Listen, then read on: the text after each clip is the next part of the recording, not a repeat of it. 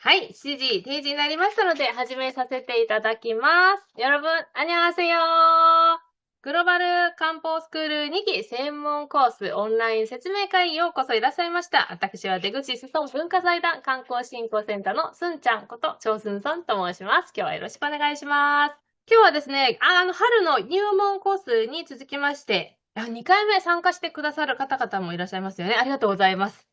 今日の説明会ではですね、まずは漢方スクールの専門コース秋の講座の紹介、そしてサンプル講座、質疑応答、景品の抽選の順番で進めてまいります。今日の説明会に参加できなかった方々のために、録画されたアーカイブ分を YouTube にアップさせますので、よろしくお願いいたします。それでは今日説明会にご一緒してくださいました皆様をご紹介しましょう。まず、グローバル漢方スクールと言いますと、この方ですね。オリエンタルハーブティースクールの梅田恵美子先生。恵美子先生いらっしゃいますか？はい。こんばんは。お忙しい時間に皆さん、ご参加ありがとうございます。はい。今回も日本の窓口の方を担当させていただくんですけれども、監視の先生も本当に新たな、顔ぶれで、すごく、講座を楽しみにしています。あと、現地学習ですね。現地学習も、漢方の、体験はもちろんですけれども、秋ならではの体験もたくさん、企画してくださっているので、ご都合のつく方はぜひ、ご参加いただけたらと思います。よろしくお願いいたします。はい、ありがとうございます。恵美子先生なんか、お顔がぼやんとしててすごく可愛いんですけど、今日どうされましあえてたか？ぼやかしてるんです。もう夜で疲れなるほど。てます。はい。何かケアされたりとか。もうあえてぼやかして。光の関係で。はい、ありがとうござはい。います。はい、それでは続きまして、今日の講座を担当してくださる、マンジェネ・ハニワン。漢委員と漢字で書いて、韓国語ではハニオンと言いますね。今はもう全世界中ハニオンという言葉を使いますので、ハニオンで紹介しましょう。金マンジェ先生をご紹介します。네, 네, 건방와 미나사, 만재네 한의원 김만재입니다. よろしくお願いします。はい、そして韓国語の講座をわかりやすい日本語で通訳してくださいます。ミンミンさん、안녕하세요。 여러분 안녕하세요. 皆さんこんばんは. 민민 です。今日もよろしくお願いします。よろしくお願いします。ミンミンさんも今日なんか、額の方がテカテカ。どうしました？もう皆さんお久しぶりです。髪の毛はね、伸びました。もう昔のどうしました？今日も綺麗です。よろしくお願いします。はい。それでは、私の方から2期専門コースのプログラムについてご紹介したいと思います。途中でですね、質問などはチャットの方に書いてくださいますと、最後の質疑応答の時間にお答えしたいと思いますね。はい。それでは、ちょっと資料を共有しながら皆様に紹介しましょう。グローバル漢方スクールの2期専門コース。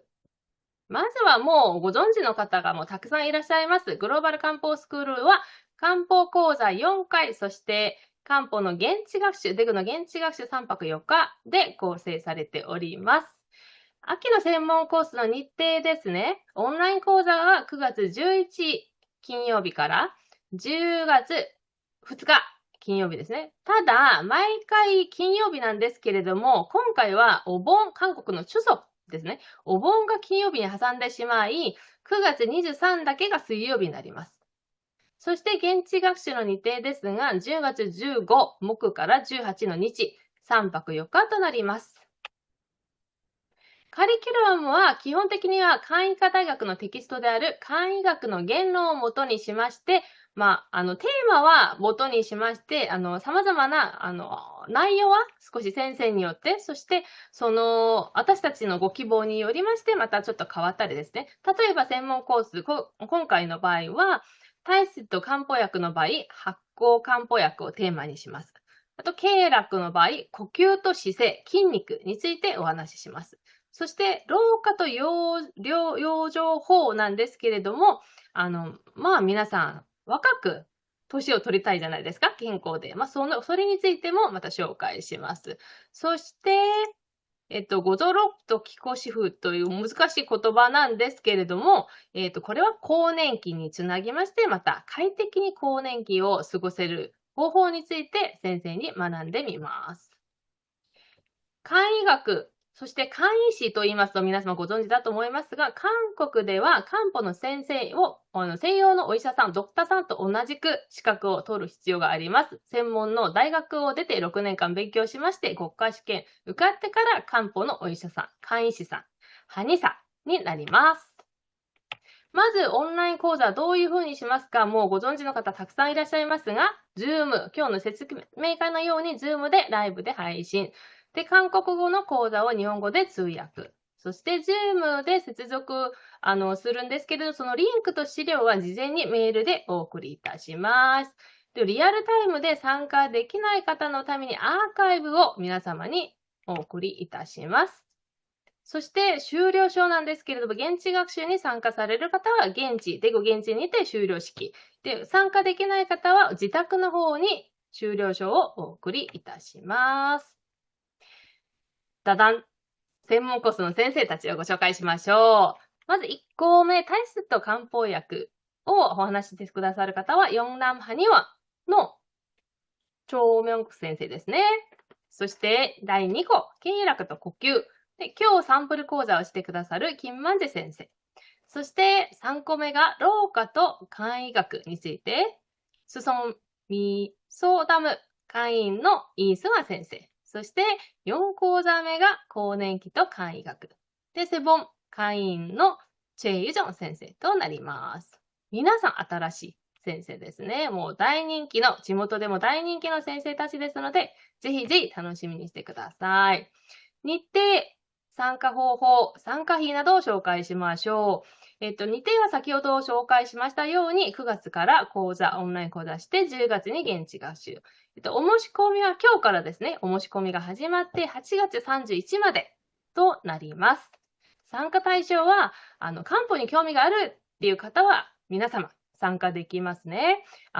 特別に難しいんじゃないのっていう方もいらっしゃるかもしれませんが、漢方に興味がある方なら、誰でもちょっとわかりやすくまた、ミミさんが通訳もしますし、難しくないと思います。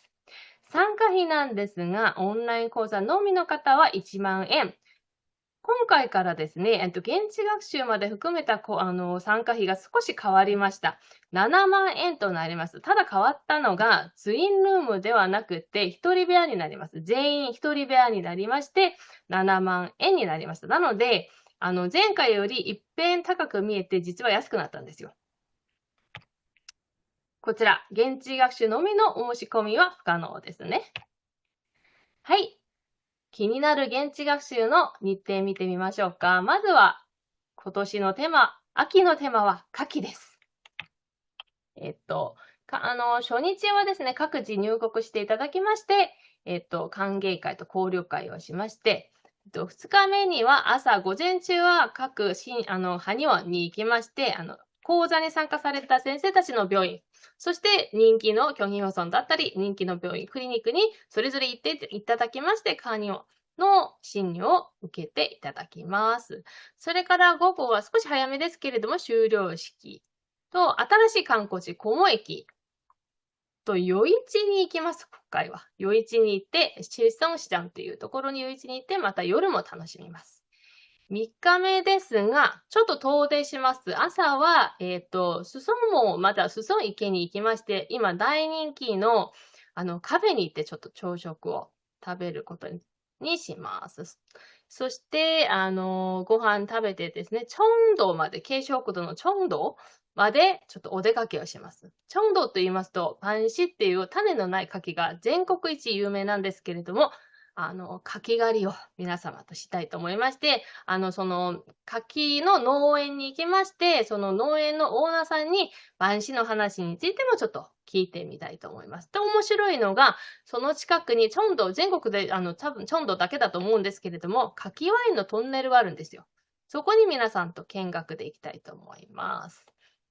それからですね、最後の日は各自出国となりますね。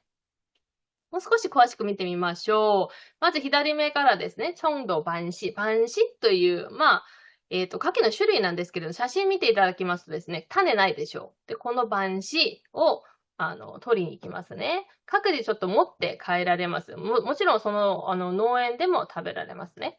それから近くに柿のワイントンネルがありますので、皆さんと一緒に、ちょっと見学に行きます。それから菰駅。菰駅と言いまして、昔の歴史のある、兵駅なんですけれども、そこが文化空間に、文化体験ができるような空間になっておりますので、皆さんはちょっと行きたいと思いますね。あと、裾野駅の人気カフェですね。人気カフェ。行きまして、ここのデザートが今大人気なんですよ。で、皆様と朝ちょっと、貸し切りみたいな感じで借りていきたいと思います。夜は、七松市場、市場、夜市に行きたいと思います。川沿いにありますので、何か買い物はできないんですよ。ここの夜市は。食べ物屋ばかりなんですけれども、雰囲気だけ楽しめてもすごく楽しいと思います。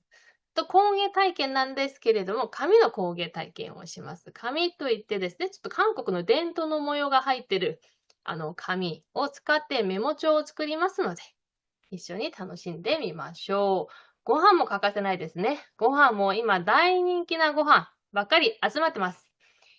まずは、おなはん。今すごく人気のおなはん、鑑定食屋さんですけれども、取材もたくさん来ています。コンドレ、ご飯と定食となっておりまして、あと、海鮮ヌルンジタンが今とっても人気でして、またそれを食べにまた行きますね。今、大人気のクムドゥオというところの発酵焼きサバ。ちょっとどんな感じなのかわかんないじゃないですか。でも本当になんか焼きサバがジューシーな感じで、おかずもとっても美味しいし、あとデザートがね、特製のデザートがお餅が出てくるんですけれども、これがまた美味しい。それとですね、ダニ味噌サンパ。これも、今回はとにかく健康と野菜が中心なんです。秋が食材が豊富な時期なので、野菜たっぷり取れる。そして健康な発酵食品が出てくるところをテーマにしています。それから最後の夜はサムギョプサルじゃないですか。今回、明太子サムギョプサルなんですよ。明南サムギョプサルといって、多分皆様行ったことないと思うんですね。明太子を塗って焼く、ちょっと独特で美味しいサムギョプサル屋さんに行きますね。ここも、サンパができるように、野菜が本当にたくさん、セルフファンになってるんですけれども、ありますので、ぜひぜひ皆様と一緒に行って食べたいと思います。そして、今回変わったホテル、紹介しましょう。ゴールデンホテルと言いましてですね、去年リニューアルしてモーダンで快適なインテリアになっております。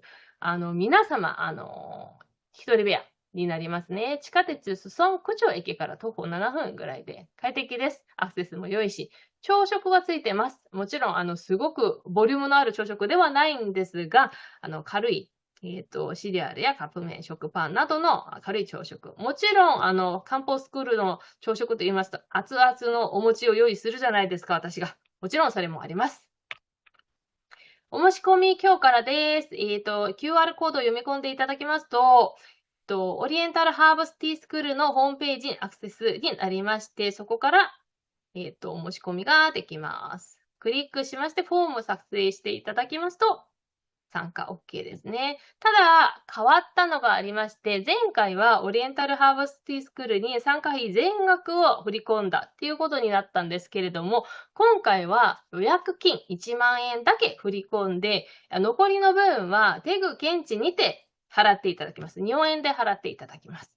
もっと楽になりましたよね。はい。ぜひぜひ、皆さん、興味を、関心を持って参加してみてください。フォームに入りますとですね、プログラムの内容をチェックしていただきます。オンライン講座のみにするか、現地学習まで参加するか、チェックしていただきまして、実は今回の現地学習準備しながら、ちょっと遠出するじゃないですか。チョンドまで行くので、なかなか牡蠣狩り、晩秋の牡蠣狩りできないんですよ。なので、ぜひぜひ皆様と一緒に行きたい気持ちでいっぱいです。ぜひ、ご参加よろしくお願いします。そしてお問い合わせは日本の方はオリエンタルハーブスティースクールの方、インスタグラムの DM、そしてメディカルソンのインスタグラム DM、そして下の E メールですね。すんちゃんの E メールと梅田恵美子先生の E メール。そしてこちら LINE、すんちゃんです。以上でプログラムの紹介ですね。チャットの方に質問、今質問がなくても、後でも、これ聞きたかったっていうのはチャットの方に送ってください。最後にお答えしたいと思います。もちろんオンライン講座のみも、お申し込みできますし、ただ、現地学習は、定員が20人で限られています。申し込みの期間が残ってても、定員に達すると、もう申し込みは終了となりますので、よろしくお願いいたします。はい。それでは次のコースを紹介しましょう。コーナー、グローバル漢方スクールの一番の特徴と言いますと、漢方分野の最高の専門家、漢医師先生にお話が聞けるっていうことなんですね。今日は専門コースではどういう講座があるのか、サンプル講座をお見せしたいと思います。漢方スクールには初めて参加される、マンジェネハニワンの銀マンジェ先生をお迎えしまして、経絡と筋肉についてお話を聞いてみたいと思います。特にですね、銀マンジェ先生は来院された方々に、症状についての詳細な詳しい説明はもちろん、日本に戻られてもどういうサプリメントを取ったら良いのか、どんな運動をすれば良いのかを、おすすめして教えてくださるそうなんですね。診療するときに。なので、とっても、好評なところです。講座も楽しみですね。それでは、先生、ミンミンさん、よろしくお願いします。はい、スーさん、ありがとうございます。皆さん、今回は本当に講義をしてくださる先生も新しい先生たちで、ホテルが新しいところで、食堂とか体験も全部新しいところなんですね。楽しみです。またもう一つ情報です。隣の金万寿先生、独身なんですよ。若い独身なんです。彼女もいないっていう情報がありますので、おもこさんにしたい方、また先生に会いたい方は、現地学習、必ず参加してください。よろしくお願いします。じゃあ、今から先生の講義を聞きたいと思います。안녕하세요. 대구에서 만제네 한의원을 운영하고 있는 김만재라고 합니다. 皆さん、こんばんは。テグで万世ハニワンの院長、金万世と申します。 자, 오늘은 경락과 경근이라는 관점으로 통증을 어떻게 바라볼 수 있는지 이야기 나누고자 합니다. じゃあ、皆さん、今日は経絡と経験っていう観点から痛みをどういうふうに見るかに対して皆さんとちょっとお話ししたいと思います。 자, 목차는 다음과 같습니다. 目次です。 첫째, 왜 환자가 낫지 않는가? なぜ治らない患者さんがいるのか。 그리고 두 번째, 경근이라는 건 무엇인가? 2番目は経験とは何だろ 자, 마지막으로 제가 임상에서 경근을 어떻게 활용하는지에 대해서 말씀드리려고 합니다. う。で、最後には、私が臨床で、経験をどういうふうに活用するか、その順番で皆さんに説明したいと思います。 자, 여기 계신 분들도 비슷한 경험 많이 있으실 겁니다. じゃあ、皆さんもね、こういう同じ経験をした方がいると思います。 MRI가 정상인 경우, ちょっとどこか具合悪くて MRI 取ったのに MRI は正常です。 엑스레이에도 큰 이상이 없고요. レントゲン取ったのにレントゲンも大丈夫です。 스트레칭을 해도 마사지를 받아도 물리치료를 받기도 합니다. で、ストレッチングしたり、マッサージを受けたり、韓国では物理治療というんですけど、皆さん理学療法の治療を受けても全然効果がない。 그런데도 또 아픈 경우가 많습니다. それでもずっと痛い。 그래서 저도 개원하면서 이런 환자분들 정말 많이 만나봤습니다. 私も病院をオープンしながらこういう患者さんたくさん出会いました。 그래서 자연스럽게 이런 고민이 드는 거죠. それで自然にこういう質問を持つことになりました。 정말 통증이 있을 때 아픈 거기만 건드는 게 제일 중요할까요? 本当に痛みは、痛いところだけ治療すればいいのか、そこの質問を持つことになりました。 통증이라는 거는 점이 아니라 선입니다. じゃあ、痛みはですね、点ではなく線であると思います。 제가 생각하는 건 이게 제일 중요하다는 것입니다. で、私が思うのはこれが一番大事だと思ってます。 통증은 원인이 아니라 결과인 겁니다. だから痛みは原因じゃなくて結果だと思います。 목이 아프다고 목만 보는 게 아닙니다. 首が痛いとしても原因が首にあるわけではないです。 마찬가지로 허리가 아프다고 해도 허리만 보는 것이 아닙니다. じゃあ、腰が痛いと言っても必ず原因が腰にあるわけではないです。 기본적으로 몸이라는 거는 연결되어 있거든요. 基本的に体は全部つながってあります。 저는 이 연결된 선을 설명하는 도구로 경락, 경근을 말해보고 싶습니다. それで私はですね、このつながりを説明する道具の中の一つとして経絡と経験を説明したいと思います。 경근이라고 하면 뭘까요? じゃあ、まず経筋です。 경근이라고 하면 쉽게 말해 근육과 근육의 막을 연결하는 기능적인 네트워크라 할 수 있습니다. 経筋はですね、皆さん簡単に言うと、筋肉と筋膜がつながっている機能的なネットワークだと思います。 저는 이걸 임상에서 통증의 원인을 추적하는 지도라고 사용합니다. 私は臨床で経筋を痛みの原因を追跡する地図のように使ってます。 여기서 오래 설명하진 않겠습니다. じゃあ、これは、皆さん簡単に説明したいと思います。 자, 태양경이라는 거는 다음에 두 개가 있는데요. まず、太陽。皆さんこれ見てください。太陽、手の太陽、足の太陽って書いてあります。太陽系なんです。 이건 간단히 말해 몸의 뒤쪽을 흐르는 경락으로 움직임과 자세를 지탱하는 경락입니다. これはですね、体の後ろを流れて、動きと姿勢を支える、そういう経絡です。 양면경은 이제 보신 것과 같습니다. これは陽明なんですね。陽明系です。 여기는 몸의 앞쪽을 지나면서 기어를 담당합니다. これは体の前の方に通りながら気血を担当します。 그래서 앞쪽을 담당하면서 소화기도 같이 담당해주는 경락입니다. 前の方を担当する、消化器も担当する経絡です。 소양경은 옆을 흐리는 경락입니다. 次は小腰系なんですね。小腰系は側面をつながる経絡です。 몸의 회전을 담당해주고요. 균형을 잡아주는 경락입니다. これは体の回転とバランスを担当する経絡です。 다음은 이제 태음경입니다. これは太陰系です。 자, 여기는 기혈을 생성해주고 몸을 순환시켜주고 회복시켜주는 경락입니다. これは気血を生成して循環させて体を回復させてくれる経絡です。 자, 다음은 이제 소음경입니다. じゃあこれは手の小陰、足の小陰、小陰系です。 여기는 몸의 깊은 에너지 그리고 생명력을 유지시켜주는 경락입니다. これはですね、体の深いエネルギーと生命力を維持してくれる経絡です。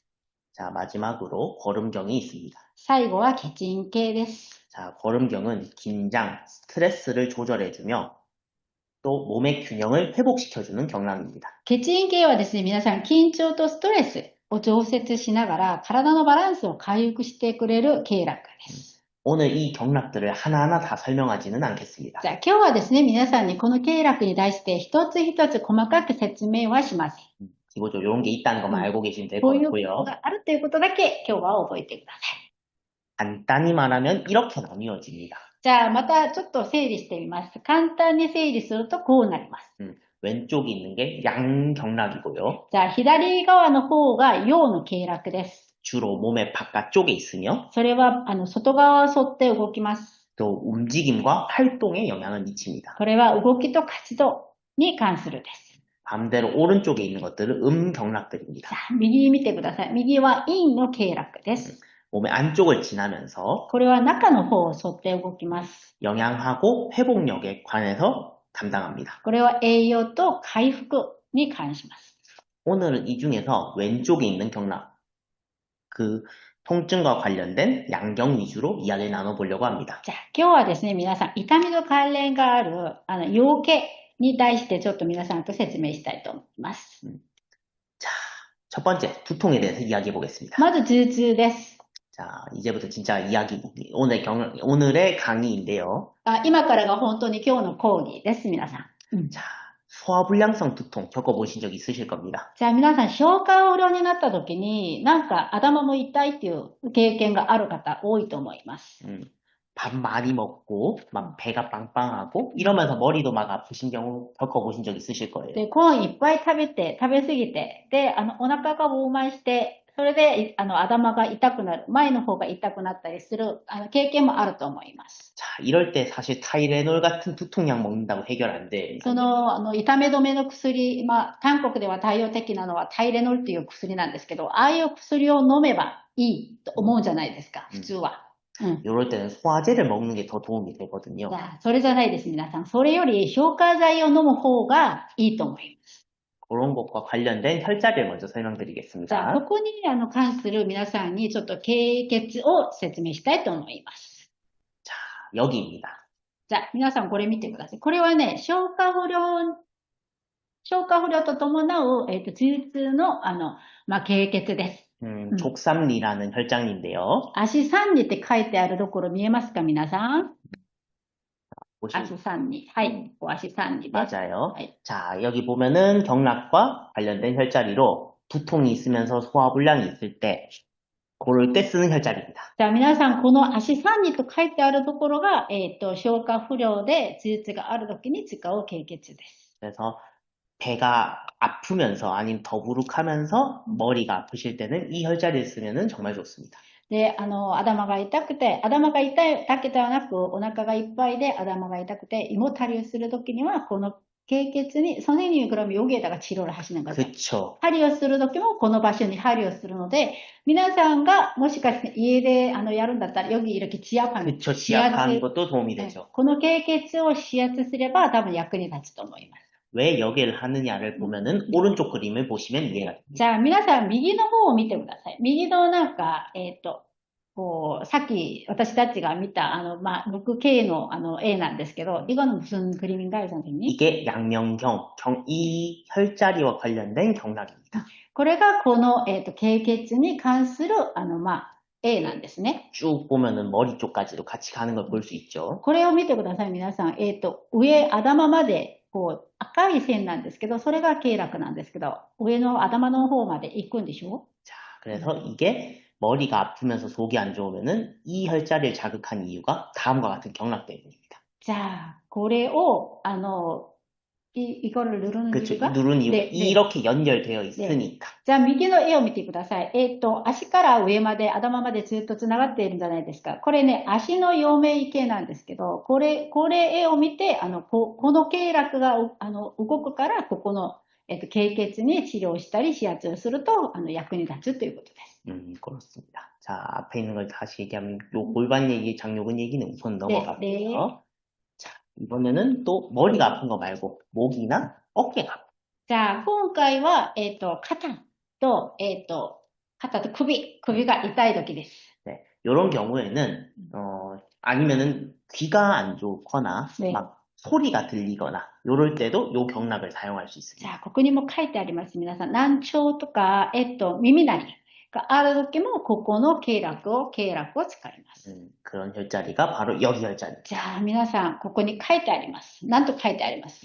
자, 한번 볼까요, 우리? 저부터 네. 한번. 자, 손을 보면은, じゃあ、皆さん、みんな手挙げてください。왼쪽、오른쪽。 상관없어요. 右手も 새끼손가락, 左手も大丈夫です。皆さん。はい。 새끼손가락 쭉 내려가다가, じゃあ、小指の下にちょっとこうやって下ろしてください。はい。 딱 요 뼈 살짝 밑에.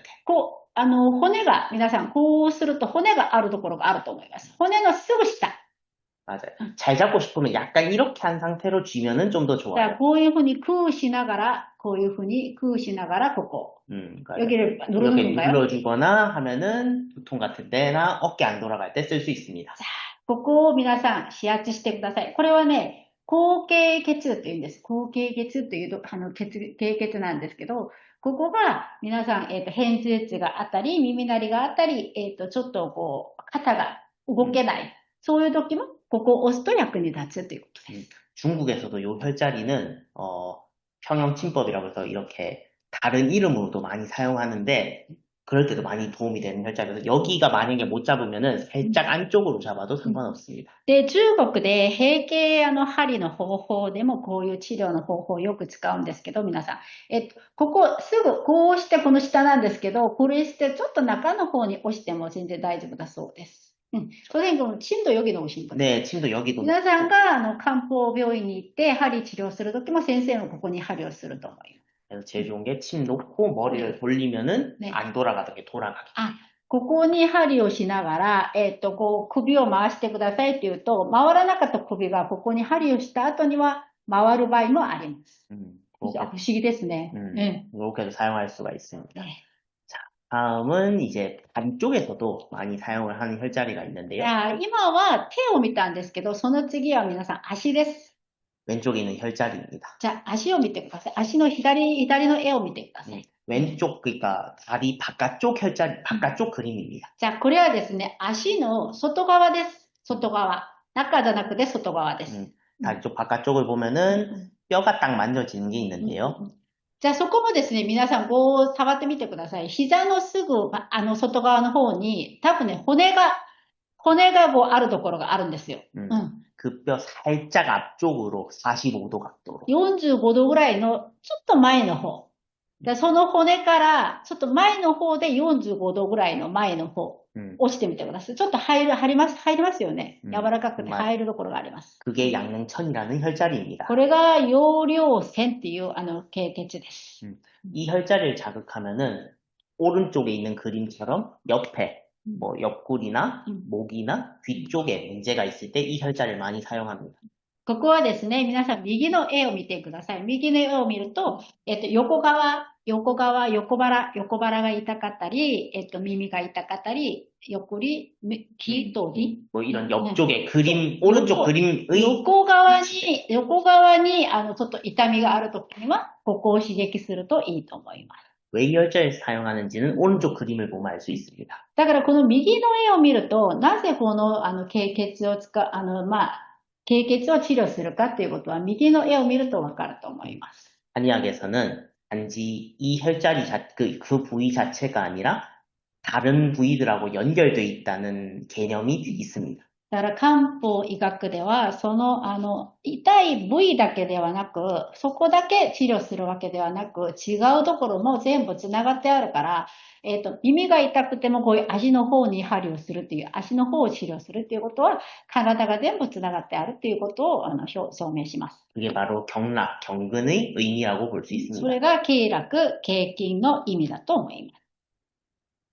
자, 마지막으로 허리에 대해서 한번 이야기를 じゃあ 해보겠습니다. また、次はですね、腰が痛いです。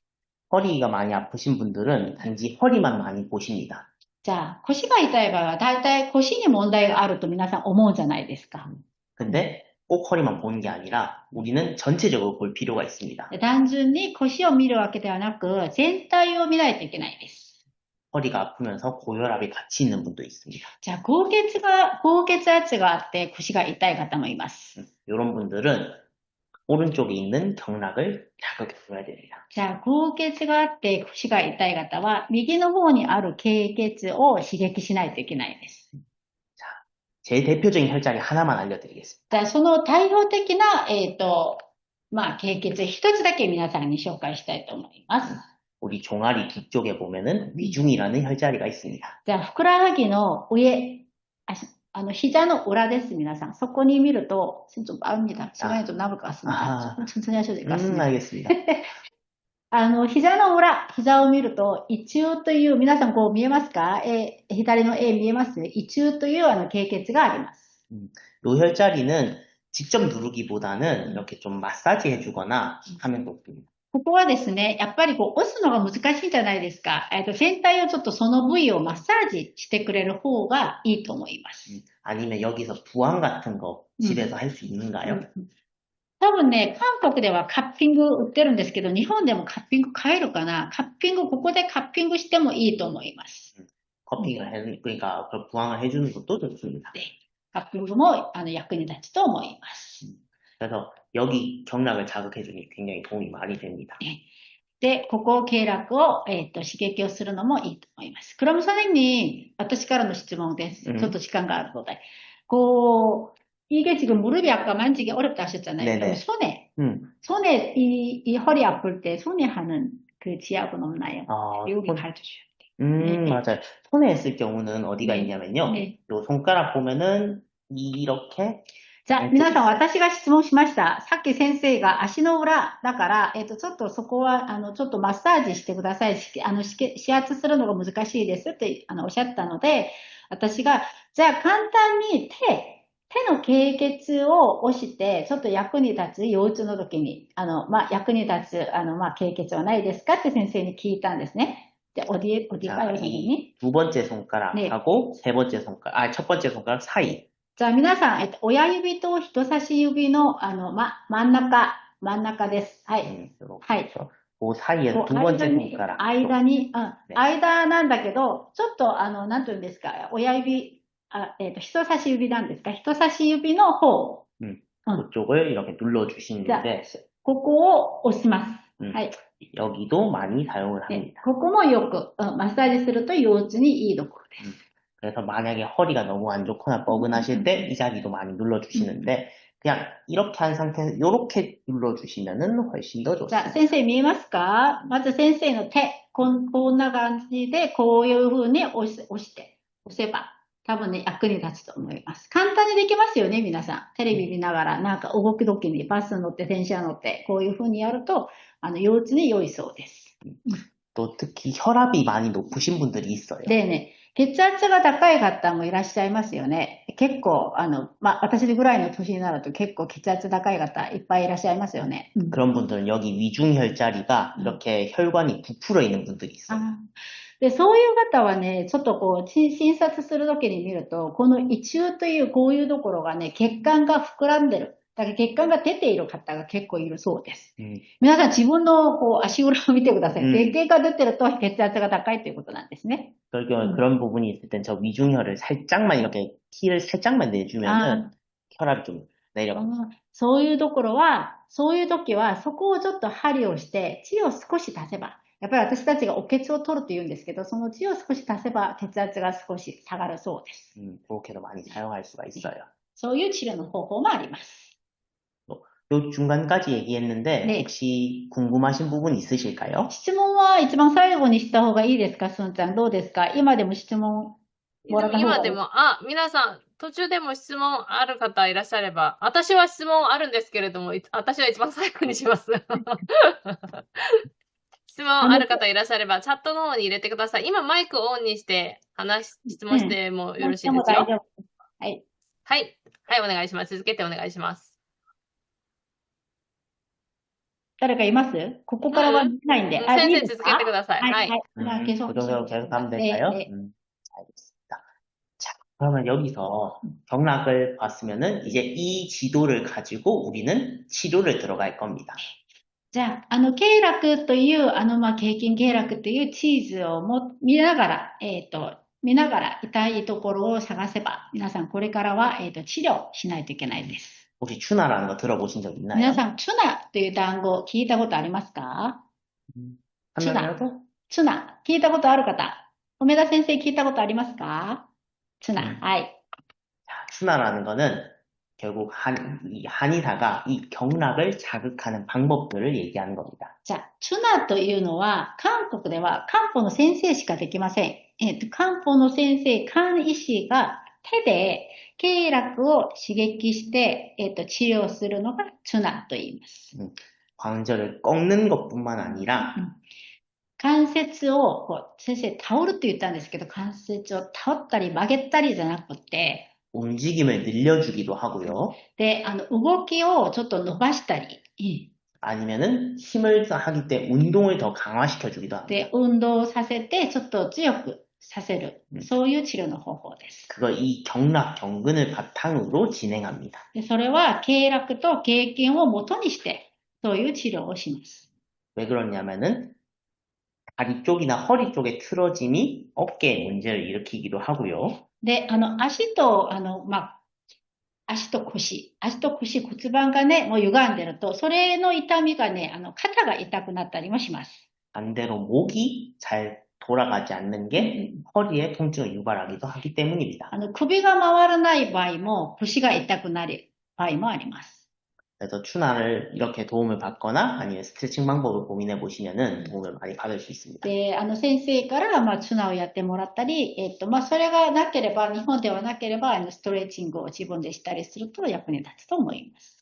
자, 그러면은 오늘 처음 얘기했던 걸 한번 볼게요. 네. 오늘 처음 했던 걸로 잠깐 돌아가 보면은 さあ、一番最初の方に少し戻します。皆さん。 오늘 세 가지를 물어봤었죠. 왜 어떤 환자들은 잘 낫지 않는가? じゃあ、なぜ治らない患者さんがいるのか。 그 부위만이 아니라 경락, 경근을 바탕으로 생각하지 못한 부분이 있기 때문입니다. じゃあ、その痛いところだけ考えてそうです。経絡と経筋を元にして、治療しなかったからです。 경근이란 건 아까 설명드렸고요. 経筋に対しては皆さんには説明しました。 경근이 임상에서 어떻게 활용되는지는 본편에서 알려드리겠습니다. じゃあ、経筋をどういうふうに先生が活用するのか、それはね、皆さん、今日じゃなくて、また次、先生の講義で皆さんに説明したいと思います。 오늘은 간단하게 보여드렸는데요. 궁금하시거나 알고 싶은 운동법 있으면은 순선생이나 선생님을 통해서 알려주시면은 제가 미리 좀 찾아보고 다음 강의 때 준비해 드리도록 하겠습니다. じゃあ皆さん、私は本当に、肩こりがひどくて、先生、この時はどうすればいいですかとか、私はふくらはぎが痛くて、いつもなんか足がつってますとか、そういう自分の悩みがある方、すんちゃんにチャットに入れてください。そうしたら、先生が、本番、だから、本当のオンライン講座の時に、そこに対して皆さんに細かく準備して説明したいと思いますので、すんちゃんにチャットに入れてください。 자, 그래서 쭉 가보면은 오늘 3가지만 가져가시면 됩니다. じゃあ、今日のポイントはこの3つです、皆さん。 통증은 아픈 곳만이 아닙니다. じゃあ、痛みは、痛いところだけの問題ではないです。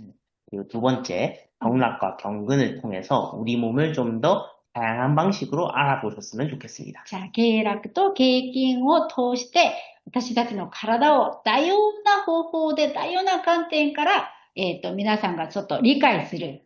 そういうふうに理解してください。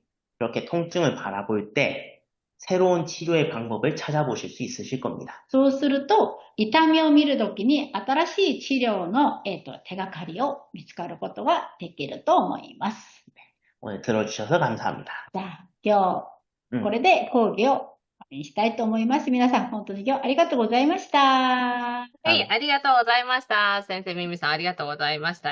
皆様は質問、チャットに入れてくださってないですが、実は私は質問があります。すんちゃんが質問が一番多いです。はい、いつもそうです。まず、先ほど、緊張で、消化不良になった時に、膝の裏側に、足の3人って書いてある経血があって、そこを押してくださいって言ったじゃないですか。消化に良い、ツボって、よく、ここ、さっき先生が腰痛い時に押してくださいって言ったとこがよく、押すじゃないですか。違いますじゃあ、ここは消化に良いあれなのか、それとも腰に良い선생님, 우리 보통, 왜, 저도 그때 말씀드렸지만, 소화불량 걸리면 우리 여기 막 누르잖아요. 네네. 아까 선생님이 가르쳐 주신 데는, 아까 허리 아플 때 여기 누르라고 하신 것 같은데, 혹시 소화불량일 때도 여기 눌러도 되냐고? 네, 맞습니다. 그쪽이 소화불량일 때 누르는 경우에도 많이 사용할 수가 있고요. 제가 알려드렸던 거는 동시침이라는 침법이 또 따로 있습니다. 네네네. 근데 거기서는 그 자리를 허리에도 사용을 하거든요. 그래서 그럴 때 쓸 수 있어서 두 가지 다 사용할 수 있습니다. じゃあ、すんちゃんが今、おっしゃった、言った、広告血というんです。発光キャルって言うんですけど、広告血というんですけど、私たち何回も多分ね、教えてもらったと思います。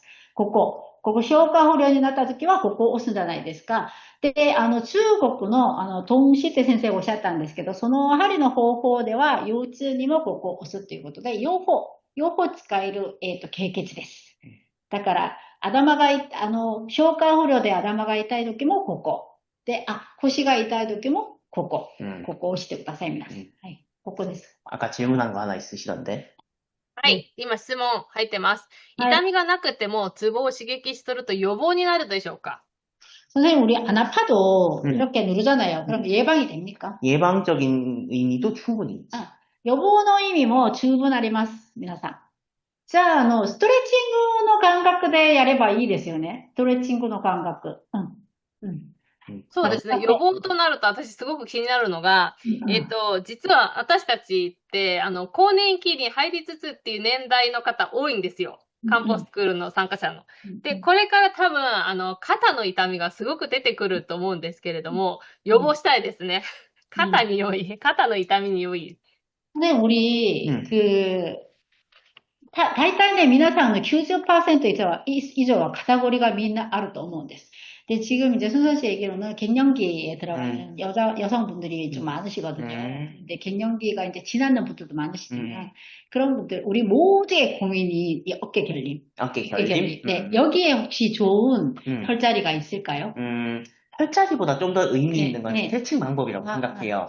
で、肩こりにはですね、皆さん、経血を押す指圧よりは、ストレッチングの方法が重要だと思います。어떻게 하면 좋나요? 자, 제일 좋은 방법은 一番いいのが、 요 목 근육을 풀어주는 건데요. これ肩の筋肉をほぐす。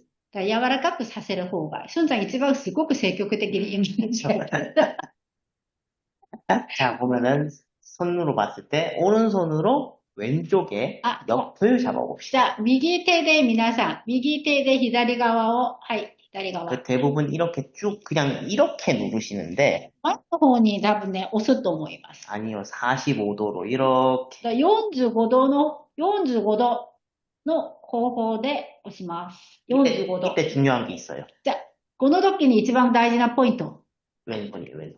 左の手です。左手の手はどうすればいいか。 왼손을 이렇게 잡아주던지 네. 뒤를 요렇게 잡던지 얘가 고정돼 있어요.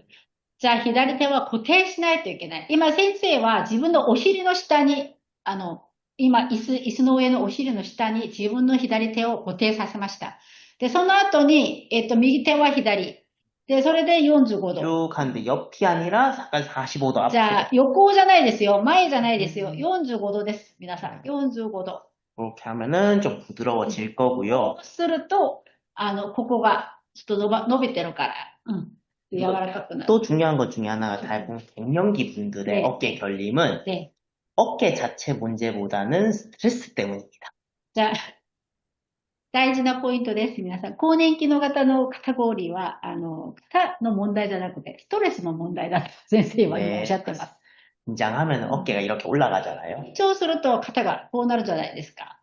그럴 때는 좋은 혈자리가 그러니까 네 번째와 다섯 번째 혈자리가 손가락 사이.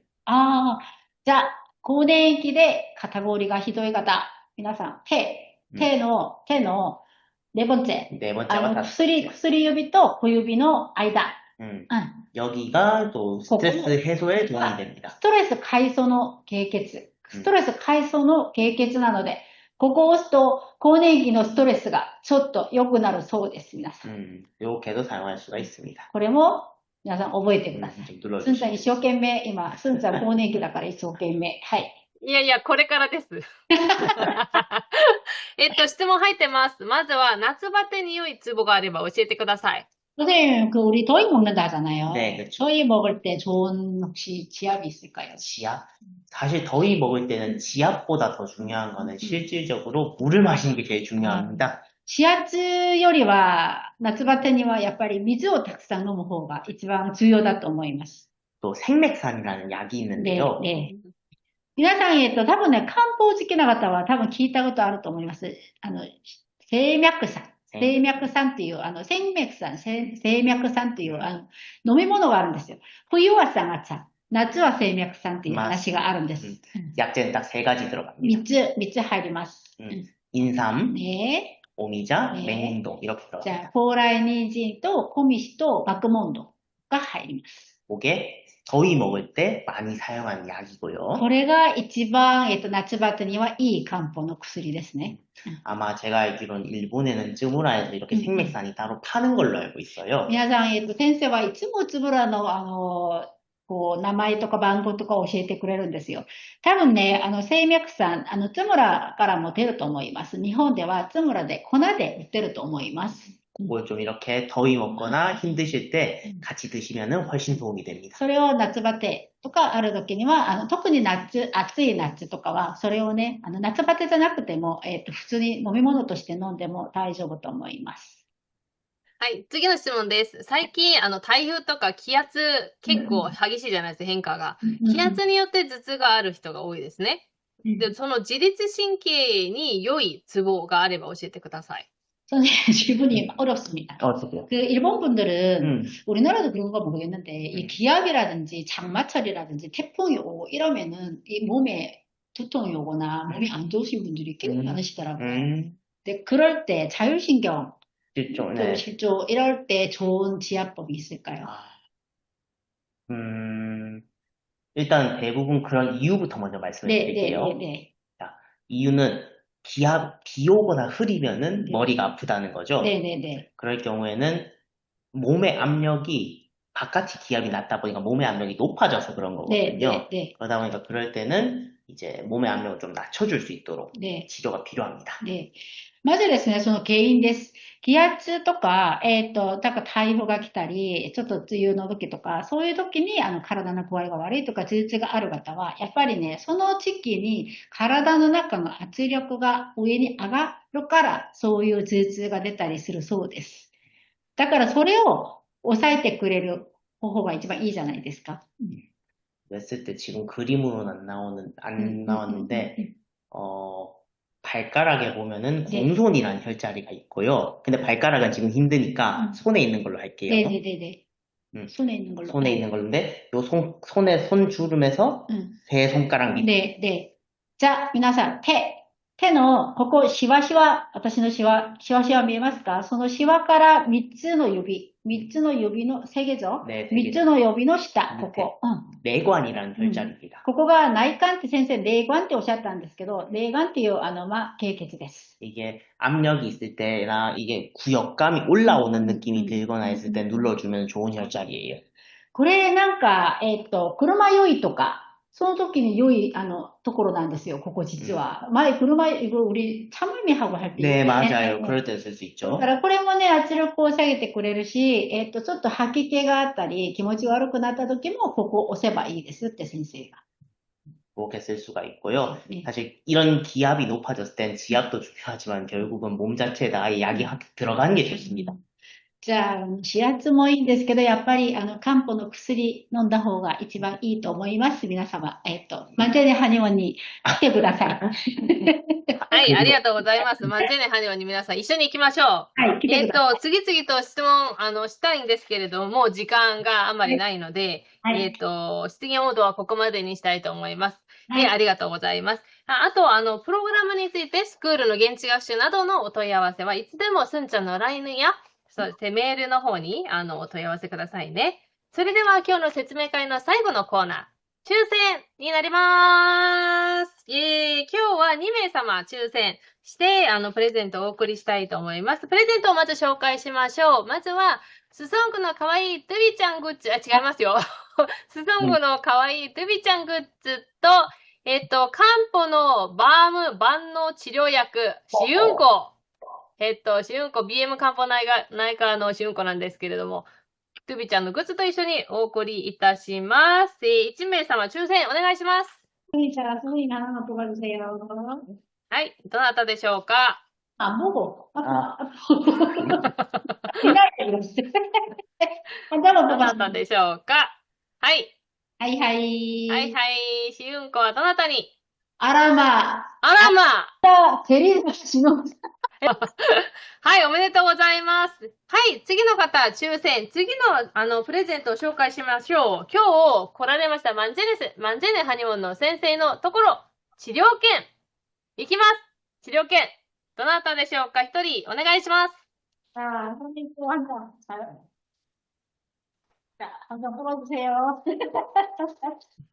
どなたでしょうか？どこおーって何ですか？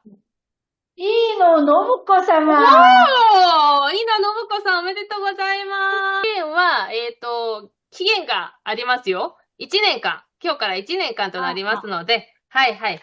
実は秋に一番来ていただきたい。はい、これにしまして、今日の説明会は終了としたいと思います。参加してくださいました皆様ありがとうございます。今日から申し込みスタートです。サンプル講座、今日聞いてみましたけれども、専門コースって言ってもそんなに難しくはない、ためになる情報がたくさんあります。なので、皆様関心を持ってチェックしてみてください。そして現地学習なんですけれども、今回新しいところたくさんあるじゃないですか。料理も、体験も、観光地もほとんど新しいところなので、ぜひぜひ皆様と一緒に回ってみたいと思いますのでよろしくお願いします。それでは皆さん9月に漢方スクリのオンライン講座にてお会いしたいと思います。テグでお待ちしておりますのでよろしくお願いします。それでは皆さん、안녕히 계세요. 감사합니다.